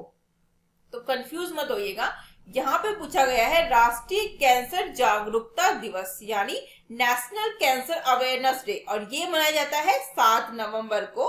और विश्व कैंसर डे की बात करें यानी वर्ल्ड कैंसर डे मनाया जाता है 4 फरवरी को। दोनों अलग अलग है, कंफ्यूज बिल्कुल मत होइएगा। नेक्स्ट क्वेश्चन है, को लैंडिंग स्कीम किसके द्वारा शुरू की गई है? को लैंडिंग स्कीम शुरू की गई है आरबीआई के द्वारा। सही आंसर हो जाएगा ऑप्शन बी आरबीआई यानी रिजर्व बैंक ऑफ इंडिया। भारतीय रिजर्व बैंक ने इको मॉडलिंग को लैंडिंग मॉडल सीएलएम स्कीम की घोषणा की है। सही आंसर हो जाएगा ऑप्शन बी आरबीआई। इसके तहत बैंक एनबीएफसी के साथ मिलकर प्रायोरिटी सेक्टर को लोन दे सकेंगे। स्कीम के तहत लोन देने के लिए बैंक और एनबीएफसी पहले से एग्रीमेंट कर सकेंगे। सीएलएम को ऑरिजिनिफिकेशन ऑफ लोन स्कीम का संशोधित रूप है, जिसकी घोषणा आरबीआई ने सितंबर 2018 में की थी। सीएलएम के तहत बैंक प्रायर एग्रीमेंट के आधार पर सभी रजिस्टर्ड एनबीएफसी एचएफसी के साथ मिलकर कर्ज दे सकेंगे। एनबीएफसी को अपने बुक्स में इंडिविजुअल लोन को कम से कम 20% हिस्सा रखना होगा। प्रायोरिटी सेक्टर नियमों के तहत बैंकों को कर्ज का एक निश्चित हिस्सा निर्धारित सेक्टर्स को देना होता है। नेक्स्ट क्वेश्चन है, अंतर्राष्ट्रीय स्तर पर युद्ध और सशस्त्र संघर्ष में पर्यावरण के शोषण को रोकने के लिए अंतर्राष्ट्रीय दिवस कब मनाया जाता है? क्वेश्चन ध्यान से देखिए। क्वेश्चन पूछा गया है कि अंतर्राष्ट्रीय स्तर पर युद्ध और सशस्त्र संघर्ष में पर्यावरण के शोषण को रोकने के लिए, जो युद्ध और जो सशस्त्र से पर्यावरण को नुकसान होता है, शोषण को रोकने के लिए अंतर्राष्ट्रीय दिवस कब मनाया जाता है? सही आंसर हो जाएगा ऑप्शन सी 6 नवंबर को मनाया जाता है अंतर्राष्ट्रीय दिवस। कौन सा? International day for preventing the exploitation of the environment in war and armed conflicts. यानी हर साल 6 नवंबर को अंतर्राष्ट्रीय स्तर पर युद्ध और सशस्त्र संघर्ष में पर्यावरण के शोषण को रोकने के लिए अंतर्राष्ट्रीय दिवस मनाया जाता है। संयुक्त राष्ट्र महासभा ने 5 नवंबर 2001 को प्रत्येक वर्ष के 6 नवंबर को और युद्ध और सशस्त्र संघर्ष में पर्यावरण के शोषण को रोकने के अंतर्राष्ट्रीय दिवस के रूप में घोषित किया था। नेक्स्ट क्वेश्चन है, मलयालम सिनेमा में आजीवन योगदान के लिए जेसी डेनियल पुरस्कार से किसे सम्मानित किया जाएगा? तो मलयालम सिनेमा में आजीवन योगदान के लिए कौन सा पुरस्कार दिया जाता है? जेसी डेनियल पुरस्कार। और इस पुरस्कार से किसको सम्मानित किया जाएगा इस वर्ष? हरिहरन, फिल्मकार हरिहरन। सही आंसर हो जाएगा ऑप्शन ए हरिहरन। प्रसिद्ध फिल्मकार हरिहरन को जेसी डेनियल पुरस्कार के लिए चुना गया है, जो मलयालम सिनेमा में आजीवन योगदान के लिए दिया जाने वाला राज्य सरकार का सर्वोच्च सम्मान है। इस पुरस्कार में 5 लाख रुपए का नकद पुरस्कार और एक प्रशस्ति पत्र और एक प्रतिमा शामिल है। इस पिक्चर में आप देख सकते हैं, ये है मलयालम फिल्मकार हरिहरन। नेक्स्ट क्वेश्चन है, प्लास्टिक लाओ मास्क ले जाओ पहल का शुभारंभ कहाँ किया गया है? तो प्लास्टिक लाओ मास्क ले जाओ पहल का शुभारंभ किया गया है उत्तराखंड में। सही आंसर हो जाएगा ऑप्शन सी उत्तराखंड। उत्तराखंड के देहरादून नगर निगम ने प्लास्टिक कचरे के खतरे से निपटने और कोविड-19 के प्रसार को रोकने के लिए प्लास्टिक लाओ मास्क ले जाओ नामक एक नई पहल की शुरुआत की है। इस पहल के तहत प्लास्टिक कचरे के बदले 5000 फेस मास्क वितरित किए जाएंगे। उत्तराखंड के राज्यपाल बेबी रानी मौर्य और राजधानी देहरादून शीतकालीन और गैरसैंण ग्रीष्मकालीन, और उत्तराखंड के मुख्यमंत्री हैं त्रिवेंद्र सिंह रावत।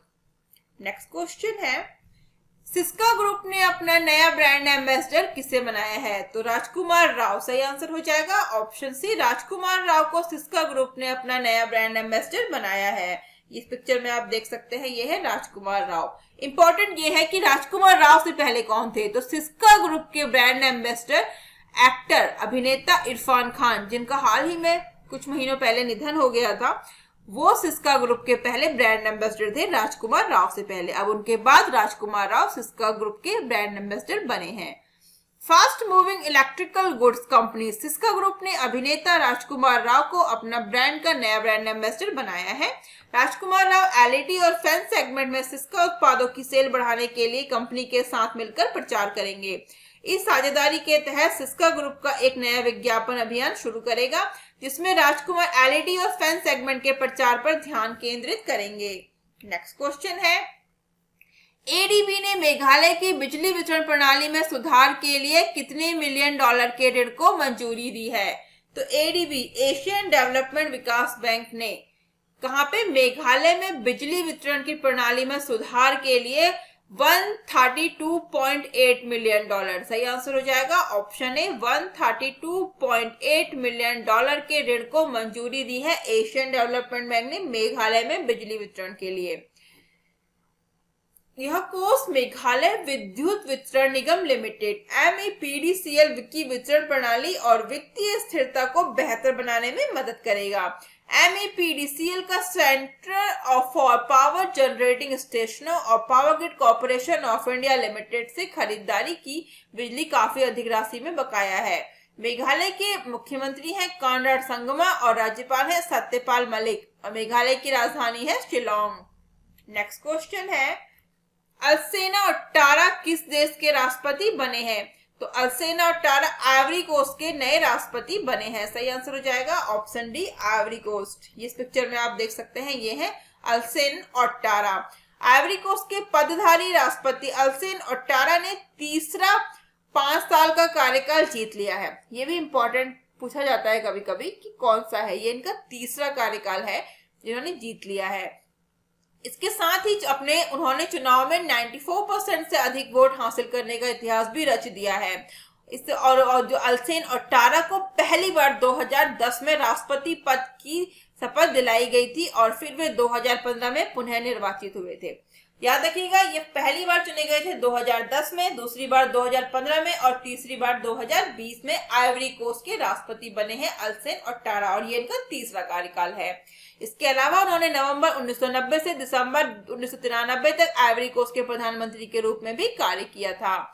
आइवरी कोस्ट की कैपिटल है यमसोक्रो और इसकी करेंसी है पश्चिमी अफ्रीकी CFA Frank. International dairy federation के बोर्ड में किसे शामिल किया गया है? सही आंसर हो जाएगा ऑप्शन ए, दिलीप रथ। दिलीप रथ को IDF इंटरनेशनल डेयरी फाउंडेशन के बोर्ड में शामिल किया गया है।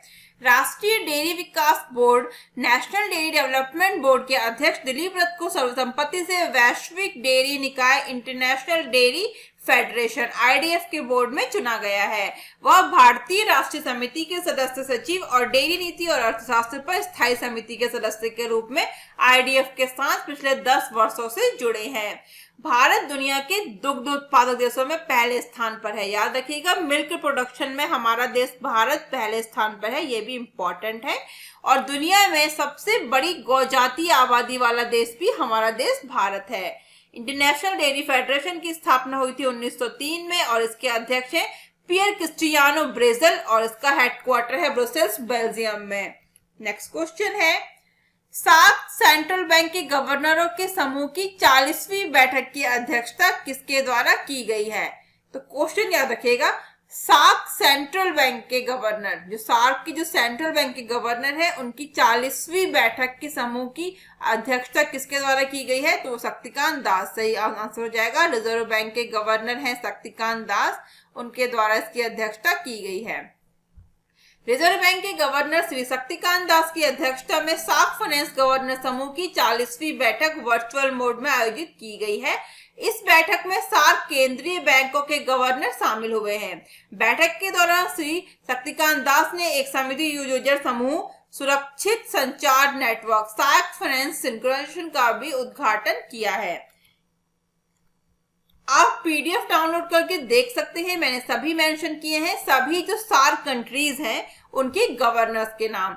यहाँ पे अगर हम पहले देखें तो वो है श्री फजले जो बांग्लादेश बैंक के गवर्नर है, श्री दाशो पेंजे शाही मौद्रिक प्राधिकरण भूटान, श्री शक्तिकांत दास भारतीय रिजर्व बैंक, श्री अली हाशिम मौद्रिक प्राधिकारी मालदीव, श्री महाप्रसाद अधिकारी नेपाल राष्ट्र बैंक और doctor Reza Baqir state bank of Pakistan, professor WD Lakshman central bank of Sri Lanka ने भाग लिया है। आप वीडियो को पॉज करके या फिर PDF डाउनलोड करके इसको अच्छे से देख सकते हैं। और the governor the Afghanistan bank DAB का प्रतिनिधित्व DAB के वरिष्ठ अधिकारी द्वारा किया गया था। और सार्क फाइनेंस की स्थापना हुई थी 9 सितंबर 1998 यानी 9 सितंबर 1998 में। और भारतीय रिजर्व बैंक यानी हमारा RBI Reserve Bank of India SAARC finance का वर्तमान में अध्यक्ष है। और सार्क फाइनेंस में जो शामिल केंद्रीय बैंक सेंट्रल बैंक कौन कौन से हैं? तो Bangladesh bank, central bank of Sri Lanka, the Afghanistan bank, Maldives मौद्रिक प्राधिकरण, नेपाल राष्ट्र बैंक, भारतीय रिजर्व बैंक, भूटान का रॉयल मौद्रिक प्राधिकरण, स्टेट बैंक ऑफ पाकिस्तान। इतने बैंक शामिल हैं। आप लोग अच्छे से कंटेंट देख लीजिएगा, इंपॉर्टेंट होता है काफी एग्जाम्स के लिए। नेक्स्ट क्वेश्चन है, जॉन पॉम्बे मागुफुली किस देश के राष्ट्रपति बने हैं? तो जॉन पॉम्बे मागुफुली तंजानिया के राष्ट्रपति बने हैं। सही आंसर हो जाएगा ऑप्शन सी, तंजानिया। तंजानिया के राष्ट्रपति जॉन पॉम्बे मागुफुली ने 5 साल के दूसरे कार्यकाल के लिए राष्ट्रपति पद की शपथ ग्रहण की है। उन्होंने 5 नवंबर 2020 को पद की शपथ ली है। मागुफुली 28 अक्टूबर में हुए चुनावों में कुल मतों से 84% वोट उन्होंने हासिल किए हैं। उन्हें तंजानिया के 5वें राष्ट्रपति के रूप में चुना गया है। वे 2015 में इस पद पर थे। तंजानिया की राजधानी है डोडोमा और करेंसी है तंजानिया शिलिंग। और पिक्चर में आप देख सकते हैं, ये है जॉन पॉम्बे मागुफुली जो तंजानिया के राष्ट्रपति चुने गए हैं। नेक्स्ट क्वेश्चन है, पर्यटक सुविधा केंद्र का उद्घाटन कहाँ किया गया है? तो सही आंसर हो जाएगा ऑप्शन सी, केरल में शुरू किया गया है पर्यटक सुविधा केंद्र का उद्घाटन। केंद्रीय पर्यटन और संस्कृति राज्य मंत्री प्रहलाद सिंह पटेल ने केरल के गुरुवायुपुर में पर्यटक सुविधा केंद्र सुविधा का वर्चुअली उद्घाटन किया है। इस सुविधा केंद्र का निर्माण केरल के गुरुवायुपुर पर्यटन विकास परियोजना के तहत 11.57 करोड़ रुपए की लागत से पर्यटन मंत्रालय की प्रसाद योजना के तहत किया गया है। पर्यटन मंत्रालय द्वारा वर्ष 2014-15 में तीर्थ यात्रा, कायाकल्प और आध्यात्मिक विरासत संवर्धन अभियान प्रसाद के लिए राष्ट्रीय मिशन शुरू किया गया था। केरल के मुख्यमंत्री हैं पिनाराई विजयन, राज्यपाल है आरिफ मोहम्मद खान, केरल की राजधानी है तिरुवनंतपुरम। नेक्स्ट क्वेश्चन है, electronic sector skill council of India के नए सीईओ कौन बने हैं? तो इसके नए सीईओ होंगे पीवीजी मेनन। सही आंसर हो जाएगा option C, PVG Menon electronic sector skill council of India के नए सीईओ होंगे। नेक्स्ट क्वेश्चन है, हाल ही में वेस्टइंडीज को किस क्रिकेटर ने क्रिकेट के सभी फॉर्मेट से रिटायरमेंट का ऐलान किया है? तो वेस्टइंडीज के वो कौन से क्रिकेटर हैं? उनका नाम है मार्लोन सैमुअल्स। क्या है? एम सैमुअल्स बोलेंगे उनको। उन्होंने क्रिकेट के सभी फॉर्मेट से रिटायरमेंट या संन्यास का ऐलान किया है। यह है वेस्टइंडीज के। ये अपने देश के लिए आखिरी बार दिसंबर 2018 में बांग्लादेश के खिलाफ खेलने वाले सैमुअल्स ने क्रिकेट वेस्टइंडीज को इस साल जून में ही अपने संन्यास के बारे में सूचित कर दिया था। उन्होंने अंतर्राष्ट्रीय स्तर पर 71 टेस्ट, 207 वनडे और 67 टी20 इंटरनेशनल मैच खेले हैं। उन्होंने इन सभी प्रारूपों में 17 शतकों सहित 11,134 अंतर्राष्ट्रीय रन भी बनाए हैं। इस पिक्चर में आप देख सकते हैं, ये है एम सैमुअल्स। इसके अलावा उन्होंने उनके नाम पर 152 अंतर्राष्ट्रीय विकेट भी हैं। नेक्स्ट क्वेश्चन है, वर्ष 2020-23 के लिए आईपीयू के नए अध्यक्ष कौन चुने गए हैं? वर्ष 2020 से 2023 के लिए आईपीयू के नए अध्यक्ष कौन चुने गए हैं? दुआर्ते पचेको। सही आंसर हो जाएगा ऑप्शन ए, दुआर्ते पचेको नए अध्यक्ष चुने गए हैं आईपीयू के। पुर्तगाल के सांसद दुआर्ते पचेको ने अंतर संसदीय संघ के अध्यक्ष पद का चुनाव जीत लिया है। दुआर्ते पचेको का कार्यकाल 2020 से 2023 तक होगा। वह आईपीयू के 30वें अध्यक्ष होंगे और अक्टूबर 2020 में कार्यकाल पूरा करने वाले मैक्सिकन सांसद गैब्रिएला क्यूआस बेरोन की जगह लेंगे। और अभी कितने इसमें कंट्रीज हैं? 179 देशों के राष्ट्रीय संसदों के प्रतिनिधि भी ये शामिल हैं। Pandemonium the great Indian banking tragedy, याद रखिए pandemonium the great Indian banking tragedy नामक नई पुस्तक किसके द्वारा लिखी गई है? सही आंसर हो जाएगा ऑप्शन बी, तमाल बंदोपाध्याय इस पुस्तक के लेखक हैं, जिसका नाम है pandemonium the great Indian banking tragedy. Tamal Bandyopadhyay द्वारा pandemonium the great Indian banking tragedy नामक एक नई बुक लिखी गई है, जिसका विमोचन 9 नवंबर 2020 को किया जाएगा। रॉलिबिक्स द्वारा प्रकाशित यह पुस्तक भारत की चुनौतियों और आर्थिक क्षमता के बारे में जानकारी प्रदान करती है। नेक्स्ट क्वेश्चन है, किस राज्य ने फोर्टिफाइड चावल के वितरण की योजना लॉन्च की है? सही आंसर हो जाएगा ऑप्शन डी, छत्तीसगढ़ राज्य के मुख्यमंत्री भूपेश बघेल ने हाल ही में सार्वजनिक वितरण प्रणाली पीडीएस के माध्यम से फोर्टिफाइड चावल के वितरण की योजना लॉन्च की है। यह योजना जिस राज्यत्व दिवस पर शुरू किया गया था, उसका उद्देश्य कुपोषण और एनीमिया को कम करने में मदद करना है। फोर्टिफाइड चावल आयरन, विटामिन बी12 और फॉलिक एसिड समृद्ध फोर्टिफाइड चावल कर्नेल का मिश्रण है। छत्तीसगढ़ के मुख्यमंत्री हैं भूपेश बघेल, राज्यपाल अनुसुईया उइके, राजधानी है रायपुर। नेक्स्ट क्वेश्चन है, मुंबई पोर्ट ट्रस्ट के नए अध्यक्ष कौन बने हैं? तो मुंबई पोर्ट ट्रस्ट के नए अध्यक्ष चुने गए हैं राजीव जलोटा। सही आंसर हो जाएगा ऑप्शन बी, राजीव जलोटा चुने गए हैं मुंबई पोर्ट ट्रस्ट के नए अध्यक्ष। नेक्स्ट क्वेश्चन है, सुपर टाइफून गोनी ने किस देश को हिट किया है? सही आंसर हो जाएगा ऑप्शन सी, फिलीपींस। फिलीपींस को हिट किया है सुपर टाइफून गोनी। साल 2020 का अब तक का दुनिया का सबसे खतरनाक तूफान माना जा रहा है सुपर टाइफून गोनी। दक्षिणी फिलीपींस के लुजोन के मुख्य द्वीप तक पहुंच गया है। साल 2013 में हेयान तूफान के बाद से फिलीपींस को हिट करने वाला गोनी सबसे तेज तूफानों में से एक है, जिसमें 6,300 से अधिक लोग मारे गए थे। फिलीपींस के राष्ट्रपति हैं रोड्रिगो डुटर्टे ट्रेडिंग और राजधानी है मनीलो और फिलीपींस की करेंसी है फिलीपीन पेसो। नेक्स्ट क्वेश्चन है, भारत पाक सीमा पर कितनी मेगावाट क्षमता का रिन्यूएबल एनर्जी पावर पार्क स्थापित किया जाएगा? तो ये कहां पे किया जाएगा? भारत और पाकिस्तान की सीमा पर रिन्यूएबल एनर्जी पावर पार्क जो है ये स्थापित किया जाएगा। और ये कितने मेगावाट का है? तो ये है 8,000 मेगावाट। सही आंसर हो जाएगा ऑप्शन डी, 8,000 मेगावाट का रिन्यूएबल एनर्जी पावर पार्क स्थापित किया जाएगा। कहां पर? भारत पाक सीमा पर। नेक्स्ट क्वेश्चन है, बीसीसीआई की विमेंस टी20 चैलेंज 2020 का टाइटल स्पॉन्सर कौन बनेगा? तो इसका टाइटल स्पॉन्सर बनेगा जियो। सही आंसर हो जाएगा ऑप्शन सी, जियो बनेगा। बीसीसीआई यानी भारतीय cricket control board, board of control for cricket in India ने जियो को विमेंस टी20 चैलेंज की 2020 संस्करण का टाइटल स्पॉन्सर बनाए जाने की घोषणा की है। बीसीसीआई के अध्यक्ष हैं सौरभ गांगुली। हेडक्वार्टर है मुंबई महाराष्ट्र में। स्थापना हुई थी 1928 दिसंबर। नेक्स्ट क्वेश्चन है, आईबीएम ने डिजिटल सेवाओं के लिए किसके साथ साझेदारी की है? तो आईबीएम ने डिजिटल सेवाओं के लिए इंडियन ऑयल के साथ साझेदारी की है। सही आंसर हो जाएगा option C, Indian Oil. Tech दिग्गज कंपनी आईबीएम ने डिजिटल टूल का उपयोग करके बाद के ग्राहक अनुभव को बदलने के लिए इंडियन ऑयल कॉर्पोरेशन लिमिटेड के साथ साझेदारी की है। लगभग 130 मिलियन उपभोक्ता को कवर करने वाले लगभग 12,400 आईओसीएल वितरक अब आईबीएम सर्विस द्वारा विकसित Indian oil one mobile app और पोर्टल का उपयोग कर सकते हैं। Indian oil one mobile app और पोर्टल इंडियन ऑयल के प्रोजेक्ट ईपीआईसी का हिस्सा है, जो ग्राहक customer relationship management distribution management system का एकीकृत मंच है। आईबीएम के सीईओ अरविंद कृष्ण, हेडक्वार्टर है अमुक न्यूयॉर्क अमेरिका में। और इंडियन ऑयल कॉर्पोरेशन के अध्यक्ष श्रीकांत माधव वैद्य, हेडक्वार्टर नई दिल्ली और इसकी स्थापना हुई थी 30 जून 1959 में। नेक्स्ट क्वेश्चन है, महिला वैज्ञानिकों को सहायता देने के लिए सर्व पावर योजना की शुरुआत किसके द्वारा की गई है? तो ये शुरुआत की गई है हमारे केंद्रीय मंत्री डॉक्टर हर्षवर्धन के द्वारा। सही आंसर हो जाएगा ऑप्शन बी, डॉक्टर हर्षवर्धन।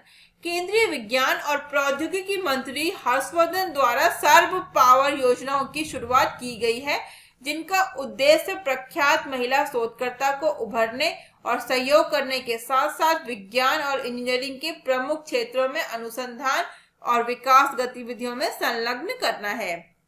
सर्व पावर का पूरा नाम क्या है? तो उसका पूरा नाम है, कंप्लीट नेम है, science and energy research board promoting opportunities for women in exploratory research, यानी विज्ञान और इंजीनियरिंग अनुसंधान बोर्ड खोजपूर्ण अनुसंधान में महिलाओं के लिए अवसरों को प्रोत्साहित करना। नेक्स्ट क्वेश्चन है, power grid corporation of India के नए डायरेक्टर कौन बने हैं? तो वो बने हैं अभय चौधरी। सही आंसर हो जाएगा ऑप्शन सी, अभय चौधरी। इस पिक्चर में आप देख सकते हैं, ये है अभय चौधरी जो power grid corporation of India के नए डायरेक्टर बने हैं। Power grid corporation of India की स्थापना हुई थी 23 अक्टूबर 1989 में और इसका हेडक्वार्टर है गुरुग्राम हरियाणा में। नेक्स्ट क्वेश्चन है, F1 एमिलिया रोमाग्ना ग्रां प्री 2020 के विजेता कौन है? तो F1 एमिलिया रोमाग्ना ग्रां प्री 2020 के विजेता है लुइस हैमिल्टन। सही आंसर हो जाएगा option C, Lewis Hamilton. Lewis Hamilton जो मर्सिडीज ड्राइवर हैं और जो ब्रिटेन के हैं, उन्होंने इटली के ऑटोड्रोमा इंटरजियोनेल एनेगो ई डिफोनो फेरारी रेस ट्रैक पर हुई एमिलिया रोमाग्ना ग्रांड प्री 2020 जीत ली है। नेक्स्ट क्वेश्चन है, किस भारतीय मुक्केबाज ने एलेक्सिस वैलेंटाइन इंटरनेशनल में गोल्ड मेडल जीता है? तो जो सही आंसर हो जाएगा वो है अमित पंघाल। कौन है? अमित पंघाल जो भारतीय मुक्केबाज है, उन्होंने एलेक्सिस वैलेंटाइन इंटरनेशनल में गोल्ड मेडल जीत लिया है। नेक्स्ट क्वेश्चन है, भारत का पहला टायर पार्क कहाँ खोला जाएगा? सही आंसर हो जाएगा ऑप्शन सी वेस्ट बंगाल। पश्चिम बंगाल में भारत का पहला टायर पार्क खोला जाएगा। पश्चिम बंगाल की मुख्यमंत्री है ममता बनर्जी, राज्यपाल है जगदीप धनखड़ और राजधानी है कलकत्ता।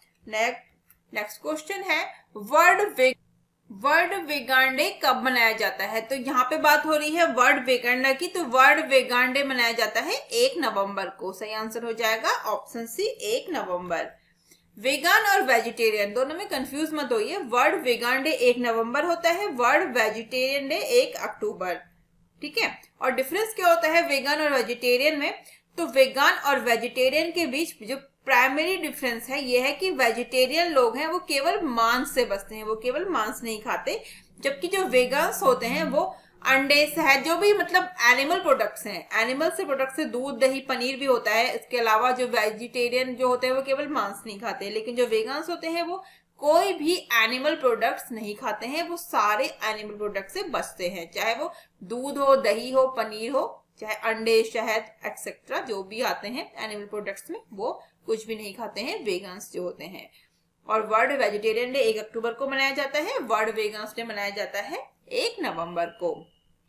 नेक्स्ट क्वेश्चन है, चौधरी चरण सिंह अंतरराष्ट्रीय एयरपोर्ट हवाई अड्डे को कितने वर्षों के लिए अडानी ग्रुप संभालेगा? सही आंसर है 50 सालों के लिए चौधरी चरण सिंह अंतरराष्ट्रीय एयरपोर्ट जो लखनऊ एयरपोर्ट है उसको अडानी ग्रुप को सौंप दिया गया है, उसे अडानी ग्रुप संभालेगा। नेक्स्ट क्वेश्चन है, कौन से अंपायर सबसे ज्यादा वनडे 210 में अंपायरिंग करने वाले विश्व के पहले व्यक्ति बन गए हैं? वो कौन से अंपायर हैं जिन्होंने सबसे ज्यादा मैचों में अभी तक वनडे मैचों में अंपायरिंग की है? उनका नाम है अलीम डार वो अंपायर बन चुके हैं। अलीम डार रविवार को रूडी कर्जन को पीछे छोड़ वनडे में सबसे ज्यादा मैचों में अंपायरिंग करने वाले अंपायर बन गए हैं। उन्होंने रावलपिंडी क्रिकेट स्टेडियम में पाकिस्तान और जिम्बाब्वे के बीच खेले जा रहे मैच में यह मुकाम हासिल किया है। यह अलीम डार का बतौर अंपायर 210वां वनडे मैच है। इससे पहले जो कौन थे वो थे रूडी कर्जन। नेक्स्ट क्वेश्चन है, भारत ने किस देश से 11,000 कोल्ड वेदर क्लोथिंग सिस्टम खरीदने का समझौता किया है? तो सही आंसर हो जाएगा ऑप्शन डी यूएसए के साथ भारत ने 11,000 कोल्ड वेदर क्लोथिंग सिस्टम। ये क्यों खरीदे जा रहे हैं? तो भारत ने लद्दाख में line of actual control LAC के साथ लगे फ्रंट क्षेत्रों में तैनात अपने सैनिकों के लिए अमेरिका यूएसए से extend cold weather clothing system के 11,000 सेट खरीदने के लिए समझौता किया है। इस पिक्चर में आप देख सकते हैं, ये है cold weather clothing system extended जो हमारे सीमा पर लगे जवानों के लिए खरीदे जाएंगे। नेक्स्ट क्वेश्चन है, यूनेस्को द्वारा बायोस्फीयर रिजर्व का दर्जा किसे दिया गया है? तो यूनेस्को द्वारा अभी बायोस्फीयर रिजर्व का दर्जा मिला है पन्ना टाइगर रिजर्व को। सही आंसर हो जाएगा ऑप्शन सी पन्ना टाइगर रिजर्व। ये कहाँ स्थित है? तो ये मध्य प्रदेश में स्थित है पन्ना टाइगर रिजर्व। ये 54 बाघों का घर भी माना जाता है इसको, पन्ना टाइगर रिजर्व को। नेक्स्ट क्वेश्चन है, किस राज्य सरकार ने 600 रुपये में कोरोना टेस्ट करने का फैसला किया है? सही आंसर हो जाएगा ऑप्शन सी उत्तर प्रदेश। उत्तर प्रदेश सरकार ने 600 रुपये में कोरोना टेस्ट करने का फैसला लिया है। नेक्स्ट क्वेश्चन है, रिजर्व बैंक की रिपोर्ट के मुताबिक देश का विदेशी मुद्रा भंडार रिकॉर्ड कितने डॉलर पर पहुंच गया है? तो रिजर्व बैंक की रिपोर्ट के अनुसार 5.4 अरब डॉलर पहुंच गया है देश का विदेशी मुद्रा भंडार, जो लास्ट जो वीक था 16 अक्टूबर को खत्म हफ्ते के अनुसार। नेक्स्ट क्वेश्चन है, कौन सा देश विश्व में सबसे ज्यादा प्लास्टिक कचरे के निर्माण में पहले स्थान पर है? सही आंसर हो जाएगा अमेरिका। याद रखिएगा यहाँ पे प्लास्टिक कचरे की बात हो रही है। ई कचरे में जो पहले स्थान पर है वो है चाइना। चाइना ई कचरे में पहले स्थान पर है। ठीक है, ई वेस्टेज जो होता है उसमें चाइना पहले स्थान पर है। और जो प्लास्टिक कचरे की बात हो रही है उसमें अमेरिका है। दोनों में कंफ्यूज मत होइएगा। प्लास्टिक कचरा जो नॉर्मल प्लास्टिक होता है उसकी बात होती है, जो ई वेस्टेज जो है, ई कचरे की बात हो रही है तो वो इलेक्ट्रॉनिक्स का जो कचरा है उसमें चाइना नंबर 1 पे है। नेक्स्ट क्वेश्चन है, साबरमती रिवर फ्रंट के साथ स्टैच्यू ऑफ यूनिटी को जोड़ने वाली सी प्लेन सेवा किसके द्वारा शुरू की गई है? तो सही आंसर हो जाएगा ऑप्शन बी, नरेंद्र मोदी। प्रधानमंत्री नरेंद्र मोदी के द्वारा शुरू की गई है साबरमती रिवर फ्रंट के साथ स्टैच्यू ऑफ यूनिटी को जोड़ने वाली सी प्लेन सेवा। नेक्स्ट क्वेश्चन है, केंद्रीय मंत्रिमंडल ने स्वास्थ्य के क्षेत्र में किस देश के साथ समझौते को मंजूरी दी है? तो स्वास्थ्य के साथ जो मंजूरी दी है केंद्रीय मंत्रिमंडल ने, तो वो कंबोडिया के साथ। सही आंसर हो जाएगा ऑप्शन सी, कंबोडिया। केंद्रीय मंत्रिमंडल ने स्वास्थ्य और चिकित्सा के क्षेत्र में सहयोग पर भारत और कंबोडिया के बीच समझौते ज्ञापन को मंजूरी दे दी है।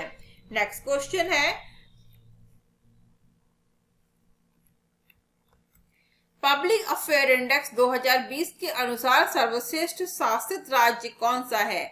तो जो पब्लिक अफेयर इंडेक्स 2020 लॉन्च हुआ है, इसके अकॉर्डिंग जो सर्वश्रेष्ठ शासित राज्य, जो मतलब सबसे अच्छा जहां पर शासन हुआ है, वो राज्य है केरल। सही आंसर हो जाएगा ऑप्शन सी, केरल। इसमें आप देख सकते हैं वीडियो को पॉज करके या फिर पीडीएफ डाउनलोड करके कि कौन से राज्य हैं जो सबसे अच्छे सर्वश्रेष्ठ शासित राज्य बने हैं। तो बड़े राज्यों की बात करें तो केरल इसमें पहले स्थान पे है, जो सबसे अच्छा है, सबसे शासित राज्य है। और सबसे खराब प्रदर्शन वाला राज्य बना है बड़े राज्यों में उत्तर प्रदेश। और शासित राज्य छोटे राज्यों की बात करें तो गोवा है। और सबसे खराब प्रदर्शन का छोटा राज्य बना है मणिपुर। अब बात करते हैं यूनियन टेरिटरी की, यानी केंद्र शासित प्रदेश की। तो उसमें सबसे अच्छा सर्वश्रेष्ठ शासित राज्य है चंडीगढ़। और सबसे खराब प्रदर्शन वाला है दादर और नगर हवेली। नेक्स्ट क्वेश्चन है, इंटरनेशनल इंटरनेट डे कब मनाया जाता है? तो इंटरनेशनल इंटरनेट डे मनाया जाता है 29 अक्टूबर को। सही आंसर हो जाएगा ऑप्शन बी, 29 अक्टूबर। 29 अक्टूबर को हर साल इंटरनेशनल इंटरनेट डे मनाया जाता है। वर्ल्ड सिटीज डे कब मनाया जाता है? वर्ल्ड सिटीज डे हर साल मनाया जाता है 31 अक्टूबर को। सही आंसर हो जाएगा ऑप्शन डी, 31 अक्टूबर। संयुक्त राष्ट्र महासभा द्वारा हर साल 31 अक्टूबर को विश्व सिटीज दिवस के रूप में घोषित किया गया था। इस वर्ष का इसका थीम है 2020 का valuing our communities and cities. क्या है? Valuing our communities and cities. 14वें एशियाई फिल्म पुरस्कार 2020 का आयोजन कहाँ किया गया है? तो 14वें एशियन फिल्म पुरस्कार 2020 का आयोजन कहाँ पे किया गया है? इसका आयोजन किया गया है बार्सिलोना। सही आंसर हो जाएगा ऑप्शन बी, बार्सिलोना में। नेक्स्ट क्वेश्चन है, भारत ने मध्य एशियाई देशों के लिए कितने बिलियन डॉलर का क्रेडिट लाइन का विस्तार किया है? सही आंसर हो जाएगा ऑप्शन ए, 1 बिलियन डॉलर की क्रेडिट लाइन का विस्तार किया है भारत ने मध्य एशियाई देशों के लिए। नेक्स्ट क्वेश्चन है, धरनी पोर्टल कहाँ लॉन्च किया गया है? तो धरनी पोर्टल कहाँ पे लॉन्च किया गया है? तेलंगाना में। सही आंसर हो जाएगा ऑप्शन सी, तेलंगाना। तेलंगाना के मुख्यमंत्री के चंद्रशेखर राव ने भूमि और संपत्ति पंजीकरण के लिए धरनी वेब पोर्टल लॉन्च किया है। राज्य सरकार अब इस वेब पोर्टल के माध्यम से पंजीकरण, म्यूटेशन सहित सभी संपत्ति लेन देन का ब्यौरा करेगी। तेलंगाना के मुख्यमंत्री हैं के चंद्रशेखर राव। राज्यपाल है तमिलिसाई सौंदरराजन और तेलंगाना की राजधानी है आंध्र प्रदेश। नेक्स्ट क्वेश्चन है, IIFFE 2020 में लाइफ टाइम अचीवमेंट अवार्ड से किसे सम्मानित किया गया है? सही आंसर हो जाएगा option C, Om Puri. Actor Om Puri को IIFFE 2020 में लाइफ टाइम अचीवमेंट अवार्ड से सम्मानित किया गया है। इस पिक्चर में आप देख सकते हैं, ये है एक्टर ओमपुरी। नेक्स्ट क्वेश्चन है, वर्ल्ड सोराइसिस डे कब मनाया जाता है? वर्ल्ड सोराइसिस डे हर साल मनाया जाता है 29 अक्टूबर को, 29 अक्टूबर। सही आंसर हो जाएगा option D, 29 October. International federation of psoriasis association IFPA द्वारा हर साल 29 अक्टूबर को वर्ल्ड सोराइसिस डे अथवा विश्व सोराइसिस दिवस मनाया जाता है। इस दिन को मनाए जाने का उद्देश्य सोराइसिस और सोराइटिक अर्थराइटिस से पीड़ित लोगों के जीवन की गुणवत्ता में सुधार के संबंध में जागरूकता पैदा करना और सशक्तिकरण को बढ़ावा देना है। इस वर्ष का इसका थीम है 2020 का, क्या है? इन्फॉर्म्ड इसका थीम है 2020 का। और इसके अध्यक्ष हैं होसे वेब्रू और स्थापना हुई थी 1971 में और इसका हेडक्वार्टर है स्वीडन में। नेक्स्ट क्वेश्चन है, विदेशी अर्थव्यवस्था संभालने वाले एससीओ मंत्रियों की बैठक की मेजबानी किसके द्वारा की गई है? तो एससीओ बैठक की मेजबानी किसके द्वारा की गई है? भारत ने, हमारे देश भारत ने इसकी मेजबानी की है। सही आंसर हो जाएगा ऑप्शन सी, भारत या इंडिया। भारत ने एससीओ का फुल फॉर्म है संघाई कोऑपरेशन ऑर्गेनाइजेशन, देशों की विदेशी अर्थव्यवस्था और विदेशी व्यापार संभालने वाले मंत्रियों की 19वीं बैठक की मेजबानी की है। इस वर्चुअल मीटिंग में भारत के केंद्रीय वाणिज्य और उद्योग मंत्री पीयूष गोयल की अध्यक्षता में आयोजित की गई है। और एससीओ बैठक में, जो वर्चुअल बैठक में एससीओ के महासचिव व्लादिमीर नोरोव सहित किर्गिज गणराज्य, कजाकिस्तान, पाकिस्तान, रूस, तजाकिस्तान और उज्बेकिस्तान के मंत्रियों ने भी भाग लिया है। एससीओ की बात करें तो उसका हेडक्वार्टर है बीजिंग, चाइना में, और इसकी स्थापना हुई थी 15 जून 2001 में। नेक्स्ट क्वेश्चन है, फिट इंडिया वॉकाथन का शुभारंभ किसके द्वारा किया गया है? तो इसका सही आंसर हो जाएगा ऑप्शन डी, ए और बी बोथ, यानी किरण रिजिजू और एक्टर विद्युत जामवाल दोनों ने ही फिट इंडिया वॉकाथन का शुभारंभ किया है। नेक्स्ट क्वेश्चन है, बाय बाय कोरोना नामक पुस्तक के लेखक कौन है? याद रखिएगा यहाँ पे पुस्तक के लेखक पूछा गया है। इस पुस्तक के राइटर हैं प्रदीप श्रीवास्तव।